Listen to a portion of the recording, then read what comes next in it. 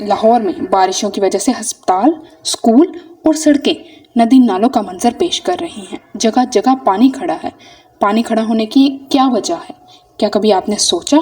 पानी खड़ा होने की एक बड़ी वजह यह भी है, हम अपने घरों का कूड़ा करकट, चलते फिरते जो खाते हैं उनके शॉपर वगैरह को यूं ही सड़क पर खुलेआम फेंक देते हैं। हम अपने घर का कचरा घर से बाहर एक कोने या गली में रख देते हैं, जो कि चंद ही दिनों में किसी रूढ़ी या गंदगी का एक ढेर लगने लग जाता है।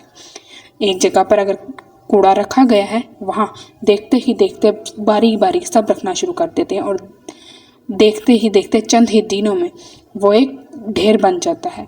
जब बारिश आती है, वही कचरा बहकर एक जगह से दूसरी जगह चला जाता है और जगह जगह गंदगी फैलाता है। वो कचरा तैरता हुआ सबसे पहले तो नालों को बंद कर देता है, जिनसे पानी का अहराज होता है। जब वो नाले बंद हो जाते हैं तो शहर में जगह जगह पर, घरों पर, अस्पतालों, स्कूलों, फैक्ट्रियों पर जगह जगह पानी जमा शुरू हो जाता है। पानी के जमा होने की सूरत में बिजली भी खराब हो जाती है, हमारे सीवरेज भी खराब होते हैं, हमारी गैस की पाइपलाइंस भी खराब होती हैं। बारिश का ये रुका हुआ पानी हमारे घर की बुनियादों को भी नुकसान पहुंचाता है। और जब इंतज़ामिया इस सूरत हाल को देखती है, वो हरकत में आती है, वो जानती है कि कहाँ कहाँ से नाले बंद हैं, पानी की निकासी नहीं हो रही।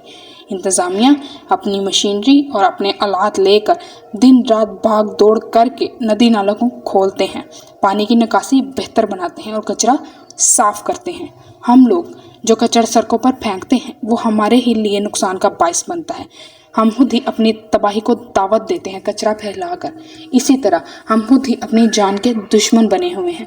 हमारी कौम कब सोचेगी अपने मुस्तकबिल के बारे में? कब अपने बेहतर मुस्तकबिल का सोचेगी? अपने बारे में कब बेहतर फैसले करेंगे? कब सुधरेंगे हम?